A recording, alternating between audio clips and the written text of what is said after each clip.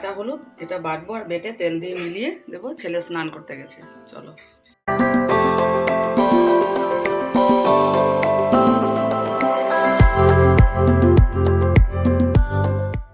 এই দেখো রেডি, কাঁচা হলুদ, নিম পাতা আর একটু তেল দিয়ে দিয়েছি। ছেলে বেরোচ্ছে, একটু দই আনবে আর মিষ্টি আনবে, কারণ আজকে সকালবেলা দই চিড়া খাওয়া হবে, খেতে হয় সংক্রান্তির দিন। স্নান হয়ে গেছে আর অমিতাভ স্নান করতে যাবে এখন। কি কি এনেছো? দই আর যে এখানে মিষ্টি এনেছে, আর এখন দই চিড়া খাবো, যে ওটার হান্দগুড়ি আছে, চিড়া আছে, সব কিছু মিলিয়ে। অমিতাভ স্নান করতে গেছে আর ছেলে দেখো মনে হচ্ছে হলুদ হলুদ হলুদ দিয়ে স্নান করেছে।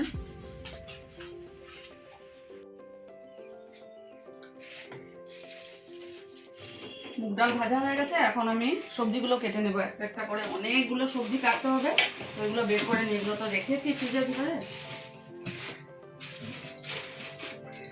অনেক সবজি কাটতে হবে।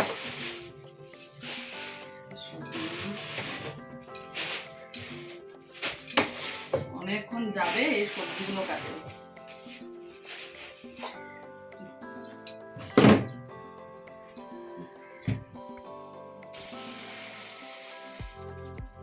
তো চৈত্র সংক্রান্তির যেটা পাচন রান্না হবে সেটার সবজি কেটে ধুয়ে রেখেছি, দেখো এখানে কি ভালো লাগছে দেখতে। আর এখানে ইঁচড়টা কেটে আলাদা করে হলুদ নুন দিয়ে ভিজিয়ে রেখেছি, কারণ ওটার কষটা থাকলে বেরিয়ে যাবে। তো চলো এখন বসিয়ে দিই, ডাল রান্না করা হয়ে গেছে। তো এই হলো আজকের সকালের স্পেশাল জলখাবার, চৈত্র সংক্রান্তির স্পেশাল। এই যে হান্দগুড়ি, মুড়ি, চিড়া, দই, মিষ্টি আর গুড়।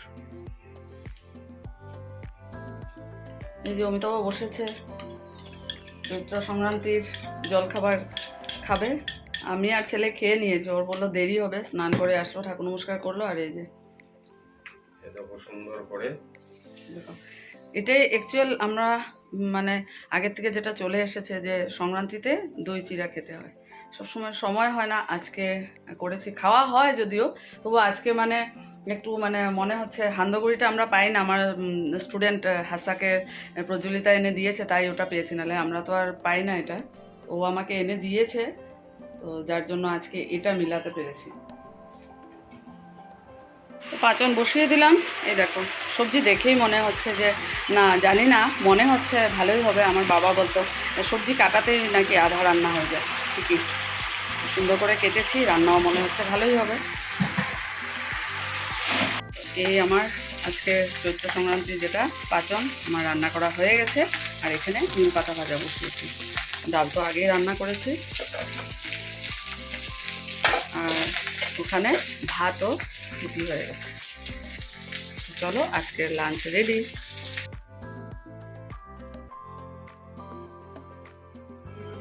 তো সংক্রান্তির দিনে এই যে আমরা লাঞ্চ পর্যন্ত আরম্ভ করেছি। এই দেখো ছেলে ঠাকুরের জন্য মিষ্টি এনেছে, কালকে ঘরে ঠাকুর পুজো দেবো আর ঠাকুরের মন্দিরে দেওয়ার জন্য। এখানে এনেছে ঠাকুরের জন্যই ভোগের জলের বোতল আর কি এনেছি। আর কি এনেছি চার সঙ্গে চা একটু খাবো, চা বানাবো এখন। অমিতাভ আসেনি, দুধ জাল দেবো। সন্ধ্যার বিনতি প্রার্থনা করে একটু শুয়েছিলাম। চলো এখনও অনেক কাজ, কালকে আবার নববর্ষ, সকালবেলা উঠে আবার ঠাকুর পুজো দিয়ে মন্দিরে যাব।